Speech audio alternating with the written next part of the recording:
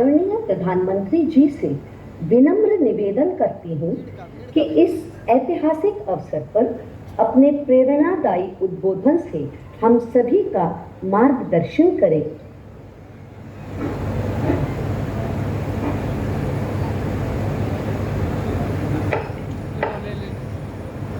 नमस्कार। देश के रेल मंत्री श्री अश्विनी वैष्णव जी कार्यक्रम में देश के कोने कोने से जुड़े केंद्रीय मंत्रिमंडल के अन्य सदस्य, विभिन्न राज्यों के गवर्नर, मुख्यमंत्रीगण, राज्य मंत्रिमंडल के मंत्रीश्री, सांसदगण, विधायकगण, अन्य सभी महानुभाव और मेरे प्यारे भाइयों और बहनों, विकसित होने के लक्ष्य की तरफ कदम बढ़ा रहा भारत अपने अमृत काल के प्रारंभ में है। नई ऊर्जा है, नई प्रेरणा है, नए संकल्प है। इसी आलोक में आज भारतीय रेल के इतिहास में भी एक नए अध्याय की शुरुआत हो रही है। भारत के करीब 1300 प्रमुख रेलवे स्टेशन अब अमृत भारत रेलवे स्टेशन के तौर पर विकसित किए जाएंगे। उनका पुनर्विकास हो, आधुनिकता के साथ हो। इसमें से आज 508 अमृत भारत स्टेशनों के पुनर्निर्माण का काम शुरू हो रहा है और इन 508 अमृत भारत स्टेशन के नवनिर्माण पर करीब 25,000 करोड़ रुपए खर्च किए जाएंगे। आप कल्पना कर सकते हैं, ये देश के इंफ्रास्ट्रक्चर के लिए, रेलवे के लिए और सबसे बड़ी बात है मेरे देश के सामान्य नागरिकों के लिए ये कितना बड़ा अभियान होने वाला है। इसका लाभ देश के लगभग सभी राज्यों को मिलेगा। जैसे यूपी में इसके लिए करीब 4,500 करोड़ रुपए के खर्च से 55 अमृत स्टेशन को विकसित किया जाए। राजस्थान के भी 55 railway station Amrit Bharat station बनेंगे। एमपी में 1,000 करोड़ रुपए के खर्च से 34 स्टेशन का कायाकल्प होने वाला है। महाराष्ट्र में 44 स्टेशन के विकास के लिए 1,500 करोड़ रुपए से ज्यादा खर्च होंगे। तमिलनाडु, कर्नाटका और केरला के भी प्रमुख स्टेशन को अमृत भारत स्टेशन के रूप में विकसित किया जाए।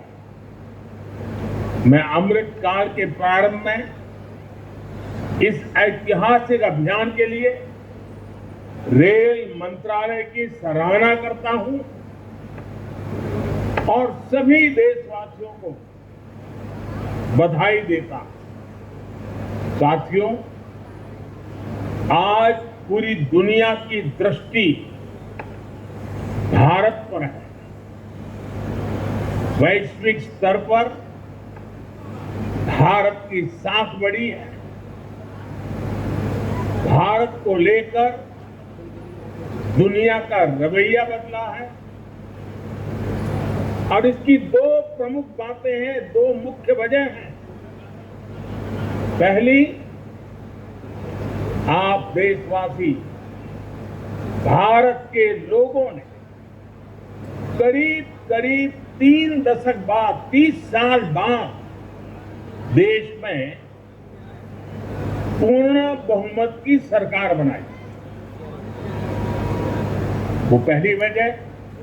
और दूसरी वजह है, पूर्ण बहुमत की सरकार ने उसी स्पष्टता के साथ जनता जनार्दन की उनकी भावना का आदर करते हुए बड़े बड़े निर्णय लिए, चुनौतियों के स्थायी समाधान के लिए अविरत काम किया। आज भारतीय रेलवे भी इसका प्रतीक बन चुकी है। बीते वर्षों में रेलवे में ही जितना काम हुआ है, उसके आंकड़े, उसकी जानकारी हर किसी को प्रसन्न भी करती है, हैरान भी कर देती है। जैसे दुनिया में south Africa, Ukraine, Poland, UK और स्वीडन जैसे देशों में जितना रेल नेटवर्क है, उससे ज्यादा रेल ट्रैक हमारे देश में इन 9 वर्षों में बिछाए गए हैं। अब कल्पना करिए स्केल, साउथ कोरिया, न्यूजीलैंड और ऑस्ट्रेलिया जैसे देशों का जितना रेल नेटवर्क है, उससे ज्यादा ट्रैक भारत ने अकेले पिछले साल बनाए हैं। 1 साल में भारत में आज आधुनिक ट्रेनों की संख्या भी तेजी से बढ़ रही है। आज देश का लक्ष्य है कि रेलवे की यात्रा हर यात्री के लिए, हर नागरिक के लिए सुलभ भी हो और सुखद भी हो। अब ट्रेन से लेकर स्टेशन तक आपको एक बेहतर, एक उम्दा से उम्दा एक्सपीरियंस देने का प्रयास है। प्लेटफॉर्म पर बैठने के लिए बेहतर सीटें लग रही हैं, अच्छे वेटिंग रूम बनाए जा रहे हैं। आज देश के हजारों रेलवे स्टेशनों पर मुफ्त वाईफाई की सुविधा है। हमने देखा है इस मुफ्त इंटरनेट का कितने ही युवाओं ने लाभ उठाया। पढ़ाई करके वो अब बहुत कुछ अपने जीवन में सिद्धियां प्राप्त कर चुके हैं। साथियों, ये इतनी बड़ी सिद्धियां हैं,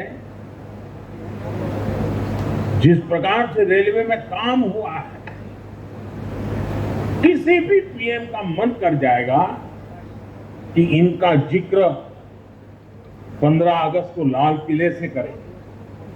और जब 15 अगस्त सामने है तो मन बहुत ही लालायित होता है कि उसी दिन इसकी चर्चा करूं।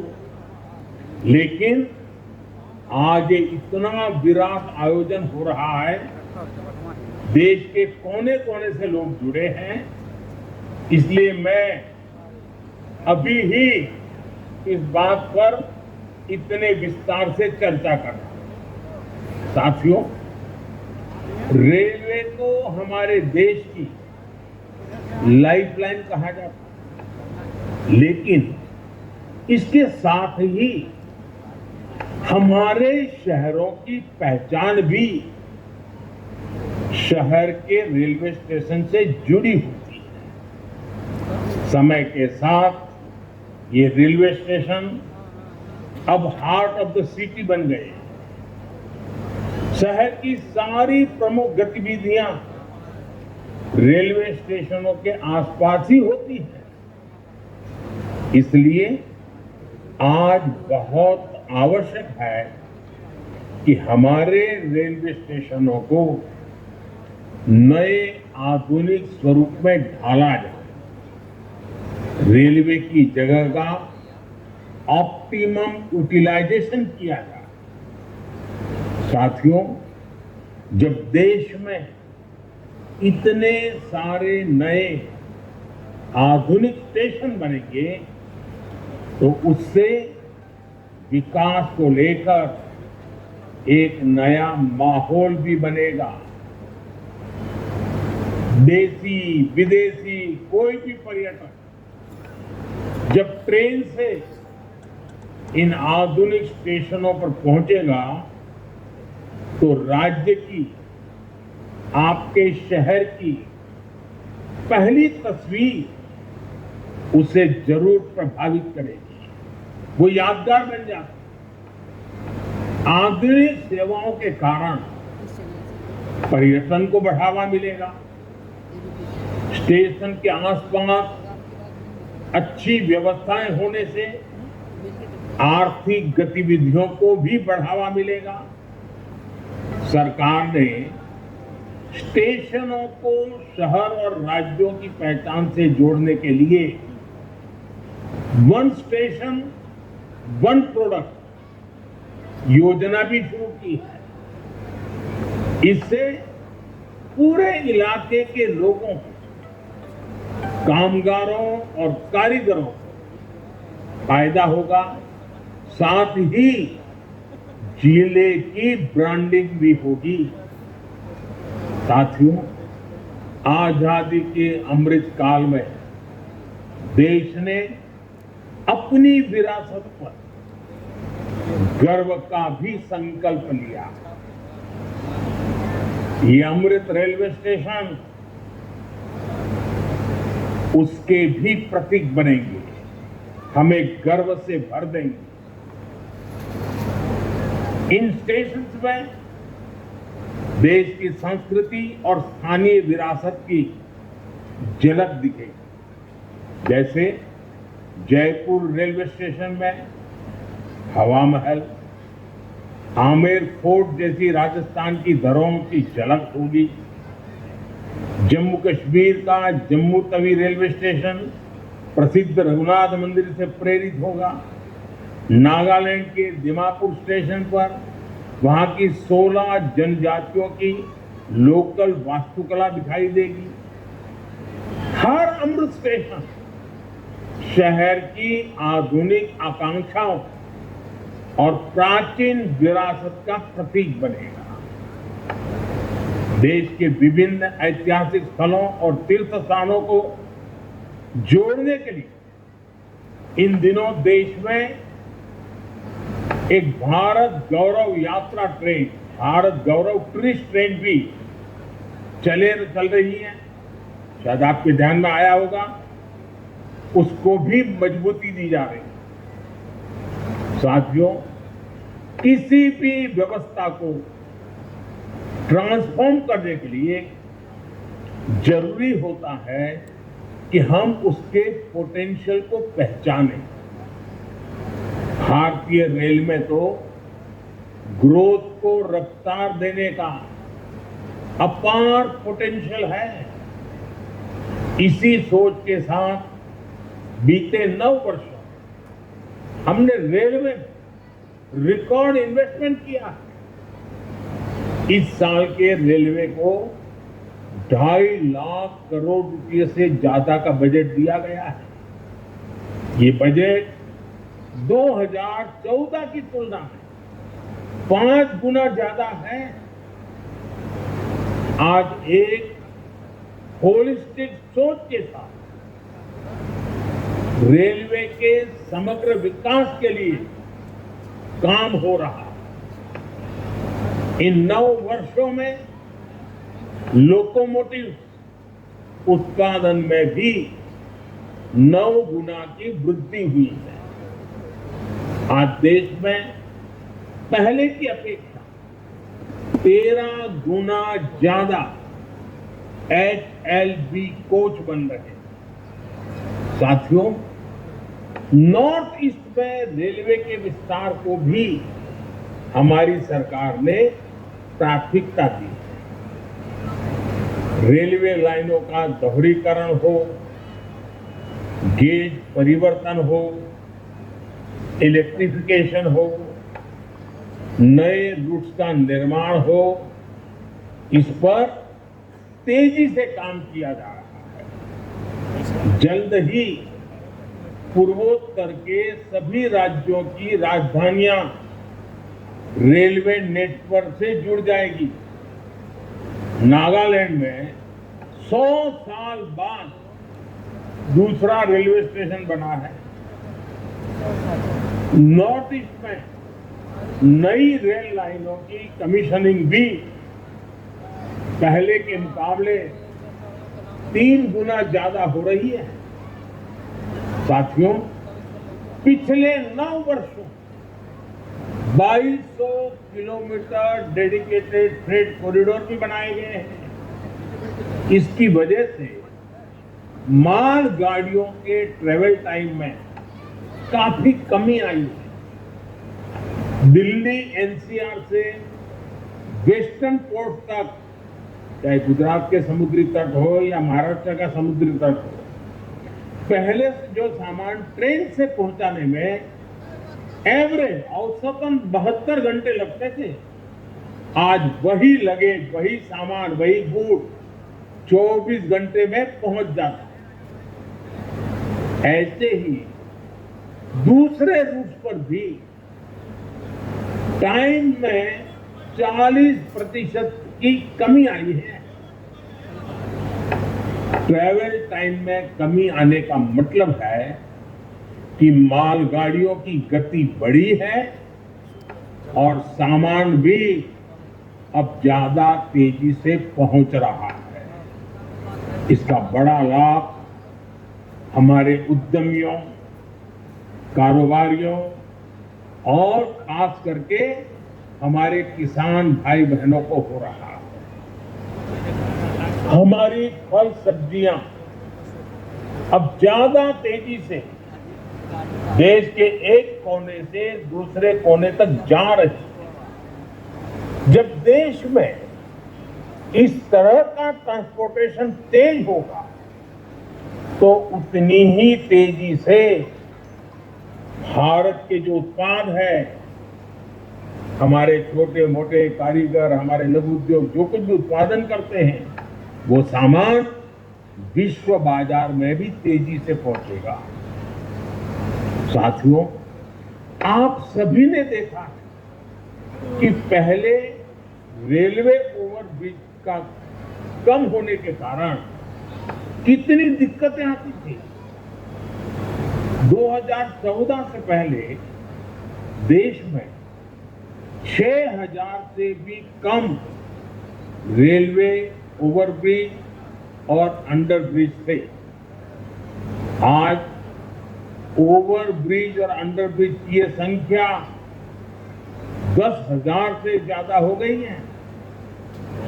देश में बड़ी लाइन पर मानव रहित क्रॉसिंग की संख्या भी 0 हो चुकी है। रेलवे और रेलवे प्लेटफॉर्म पर यात्री सुविधाओं के निर्माण में आज बुजुर्गों की, दिव्यांगजनों की जरूरतों का विशेष ध्यान रखा जा रहा है। साथियों, हमारा जोर भारतीय रेलवे को आधुनिक बनाने के साथ ही पर्यावरण फ्रेंडली बनाने पर भी है। बहुत जल्द भारत के 100% रेल ट्रैक इलेक्ट्रिफाइड होने जा रहे हैं। यानी कुछ ही वर्षों में भारत की सारी ट्रेनें सिर्फ बिजली से चला करेगी। इससे पर्यावरण की कितनी बड़ी मदद होगी, आप अंदाजा लगा सकते हैं। 9 वर्षों में सोलर पैनल से बिजली बनाने वाले रेलवे स्टेशनों की संख्या भी 1200 से ज्यादा हो गई है। लक्ष्य यही है कि आने वाले समय में चल रहा है लेकिन सभी स्टेशन चालन रखा हुआ ग्रीन एनर्जी बनाए। हमारी ट्रेनों के करीब करीब 70,000 डिब्बे, 70,000 कोचेज में एलईडी लाइट्स लगाई जा चुकी। ट्रेनों में बायो टॉयलेट की संख्या भी 2014 के मुकाबले अब 28 गुना ज्यादा हो गई है। ये जितने अमृत स्टेशन बनेंगे, ये भी ग्रीन बिल्डिंग्स के मानकों को पूरा करेंगे। 2030 तक भारत एक ऐसा देश होगा जिसकी रेलवे नेट जीरो एमिशन पर चलेगी। साथियों, रेल ने दशकों से हमें अपनों से मिलने का बहुत बड़ा अभियान चलाया है, काम किया है। एक प्रकार से देश को जोड़ने का भी काम किया है। अब ये हमारी जिम्मेदारी है कि हम रेल को एक बेहतर पहचान और आधुनिक भविष्य से जोड़े और रेल की रक्षा, व्यवस्थाओं की रक्षा, सुविधाओं की रक्षा, स्वच्छता की रक्षा, एक नागरिक के नाते उस कर्तव्य को हमें निभाना है, क्योंकि अमृत काल कर्तव्य काल भी है। लेकिन साथियों, कुछ बातें जब हम देखते हैं तो मन को पीड़ा भी होती है। दुर्भाग्य से हमारे देश में विपक्ष का एक धड़ा आज भी पुराने ढरे पर चल रहा है। वो आज भी खुद तो कुछ करेंगे नहीं और किसी को करने भी न देंगे, न काम करेंगे न करने देंगे। ये रवैये पर अड़े हुए हैं। देश ने आज की और भविष्य की जरूरतों की चिंता करते हुए संसद की आधुनिक इमारत बनवाई। संसद देश के लोकतंत्र की प्रतीक होती है। उसमें पक्ष विपक्ष सबका प्रतिनिधित्व होता है। लेकिन विपक्ष के इस धड़े ने संसद की नई इमारत का भी विरोध किया। हमने कर्तव्य पथ का विकास किया तो उसका भी विरोध किया गया। इन लोगों ने 70 साल तक देश के वीर शहीदों के लिए वॉर मेमोरियल तक नहीं बनाया। जब हमने नेशनल वॉर मेमोरियल बनाया, उसका निर्माण किया, तो इसकी भी सरेआम आलोचना करते हुए शर्म नहीं आई। सरदार वल्लभ भाई पटेल का स्टैच्यू ऑफ यूनिटी आज दुनिया की सबसे बड़ी मूर्ति है। हर हिंदुस्तानी को गर्व होता है। और कुछ राजनीतिक दल चुनाव के समय तो सरदार साहब को याद कर लेते हैं, लेकिन आज तक इनका एक भी बड़ा नेता स्टैच्यू ऑफ यूनिटी में जाकर के सरदार साहब की भव्य प्रतिमा के न दर्शन किए न उन्हें नमन किया। लेकिन साथियों, हमने देश के विकास को इस सकारात्मक राजनीति से आगे बढ़ाने का फैसला किया और इसलिए नकारात्मक राजनीति से ऊपर उठ सकारात्मक राजनीति के मार्ग पर एक मिशन के रूप में हम चल रहे हैं। किस राज्य में किसकी सरकार है, कहां किसका वोट बैंक है, इस सब से ऊपर उठकर हम पूरे देश में विकास को सर्वोच्च प्राथमिकता दे रहे हैं। सबका साथ, सबका विकास, ये धरती पर चरितार्थ करने के लिए जी जान से जुटे हैं। साथियों, पिछले वर्षों में रेलवे युवाओं को जॉब देने का भी बहुत बड़ा जरिया बनी है। करीब 1.5 लाख से ज्यादा युवाओं को अकेले रेलवे में पक्की नौकरी मिली है। इसी तरह इंफ्रास्ट्रक्चर पर लाखों करोड़ के निवेश से लाखों युवाओं को रोजगार मिल रहा है। इस समय केंद्र सरकार 10 लाख युवाओं को नौकरी देने का अभियान भी चला रही है। रोजगार मेलों में लगातार युवाओं को नियुक्ति पत्र मिल रहे हैं।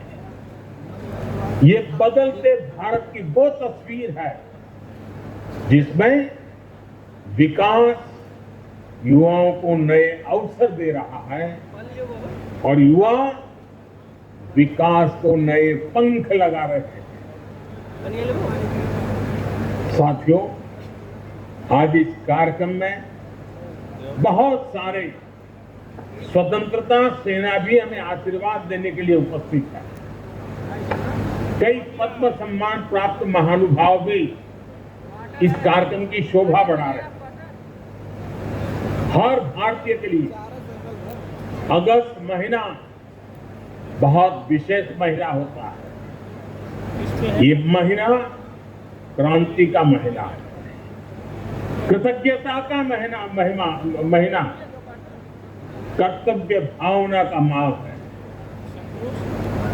अगस्त में कितने ही ऐतिहासिक दिवस आते हैं जिन्होंने भारत के इतिहास को नई दिशा दी और आज भी हमें प्रेरित करते हैं। कल 7 अगस्त को पूरा देश स्वदेशी आंदोलन को समर्पित नेशनल हैंडलूम डे मनाएगा। 7 अगस्त की ये तारीख हर भारतीय के लिए वोकल फॉर लोकल होने के संकल्प को दोहराने का दिन। कुछ ही दिनों बाद गणेश चतुर्थी का पवित्र पर्व भी आने वाला है। हमें अभी से इको फ्रेंडली गणेश चतुर्थी की तरफ जाना है। हम कोशिश करें कि गणपति बप्पा की प्रतिमाएं इको फ्रेंडली मटेरियल की बनी हो। ये वर्ष हमारे स्थानीय कारीगर, हमारे हस्तशिल्पियों और हमारे छोटे उद्यमियों के बनाए उत्पादों को खरीदने की प्रेरणा देता है। साथियों, 7 तारीख के एक दिन बाद 9 अगस्त आ रही है। 9 अगस्त वो तारीख है जब ऐतिहासिक क्विट इंडिया मूवमेंट की शुरुआत हुई। महात्मा गांधी ने मंत्र दिया था और क्विट इंडिया मूवमेंट ने स्वतंत्रता की तरफ भारत के कदमों में नई ऊर्जा पैदा कर दी। इसी से प्रेरित होकर आज पूरा देश हर बुराई के लिए कह रहा है क्विट इंडिया। चारों तरफ एक ही गूंज है, करप्शन क्विट इंडिया, यानी भ्रष्टाचार इंडिया छोड़ो, डायनेस्टी क्विट इंडिया, यानी परिवारवाद इंडिया छोड़ो, अपीजमेंट क्विट इंडिया, यानी तुष्टीकरण इंडिया छोड़ो। साथियों, उसके बाद 15 अगस्त की पूर्व संध्या, 14 अगस्त का विभाजन विभीषिका स्मरण दिवस, जब मां भारती के 2 टुकड़े हो गए थे। एक ऐसा दिन है जो हर भारतीय की आंखों को नम कर देता है। ये उन अनगिनत लोगों को याद करने का दिन है जिन्होंने भारत के बंटवारे की बड़ी कीमत चुकाई। ये उन परिवारों के प्रति एकजुटता को दिखाने का, जिन्होंने अपना सब कुछ खो दिया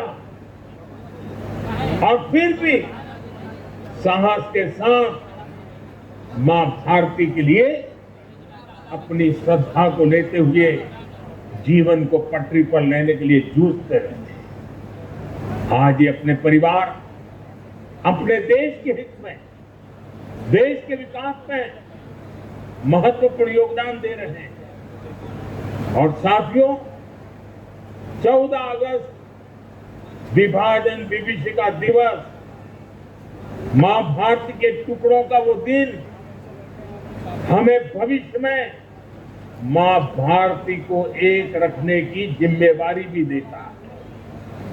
अब इस देश को किसी भी तरह से कोई नुकसान न हो पाए, ये संकल्प करने का समय भी ये विभाजन विभीषिका दिवस 14 अगस्त है। साथियों, देश का हर बच्चा, बुजुर्ग, सब कोई 15 अगस्त का इंतजार करता है। और हमारा 15 अगस्त, हमारा स्वतंत्रता दिवस, हमारे तिरंगे और हमारे राष्ट्र की प्रगति के प्रति हमारी प्रतिबद्धता को दोहराने का समय है। पिछले साल की तरह ही इस बार भी हमें हर घर तिरंगा फहराना, हर घर तिरंगा, हर दिल तिरंगा, हर मन तिरंगा, हर मकसद तिरंगा, हर सपना तिरंगा, हर संकल्प तिरंगा। मैं देख रहा हूं कि अनेक साथी आजकल सोशल मीडिया अपनी तिरंगे वाली डीपी अपडेट कर रहे हैं। हर घर तिरंगा के उद्घोष के साथ फ्लैग मार्च भी निकाल रहे हैं।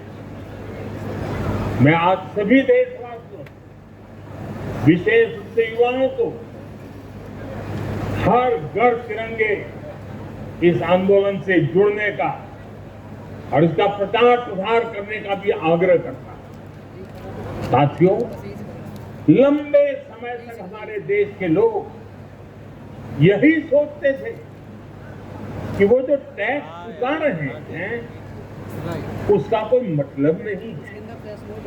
उन्हें लगता था कि उनकी मेहनत से कमाए हुए पैसों को भ्रष्टाचार में उड़ा दिया जाएगा। लेकिन हमारी सरकार ने इस धारणा को बदल दिया। आज लोगों को महसूस होता है कि उनके पैसे का पाई पाई का उपयोग राष्ट्र के निर्माण में हो रहा है। सुविधाएं बढ़ रही हैं, ईज ऑफ लिविंग बढ़ रही है। जो मुसीबतें आपको झेलनी पड़ी वो आपके बच्चों को झेलनी न पड़े, उसके लिए दिन रात काम हो रहा है। इसका परिणाम ये है कि टैक्स भरने वाले लोगों विकास के प्रति एक विश्वास बढ़ा है और उसके कारण टैक्स देने वालों की संख्या भी बढ़ रही है। एक समय था जब देश में 2 लाख रुपए की इनकम पर टैक्स लग जाता था। आज ये मोदी की गारंटी देखिए, आज 7 लाख रुपए तक की इनकम पर कोई टैक्स नहीं लगता। इसके बावजूद देश में जमा होने वाली इनकम टैक्स की राशि भी लगातार बढ़ रही है, जो विकास के काम आ रही है। इसका स्पष्ट संदेश है